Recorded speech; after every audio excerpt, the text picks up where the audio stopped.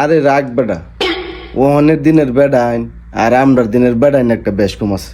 আমরা জামানে যখন কুরবানি দিতাম একটা বৈশা ছিল দেওয়ের মতো। আরে বাপরে, তোর গরুর ধারে যখন গেছি, গরু নাক দিয়ে দে ফসফসন এটা দিছে, 3-4টা খেরের লাজ গিয়ে হোমানে ফিরে গেছে।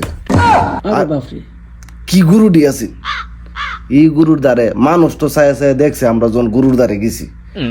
গরুরে গিয়া এক আধা সিফাদা দৌড়ছি আর এক আধা আল্লাহ একবার দিছি। মানুষ তো দিকে অবাক, আরে বাপরে এটা কি দেওয়াইলো নাকি? আমরা এনে দিছি কুরবানি। কুরবানি যখন দিছি মাংস খাইতে খাইতে হাড্ডির টাল আছে না, হাড্ডির টাল আমি আর আমার দাদা যখন বইতাম খাইতাম, একজনে দেখতাম না হাড্ডির লেগে। আরে বাপরে বাপ, কি খাওয়াটা খাইছি!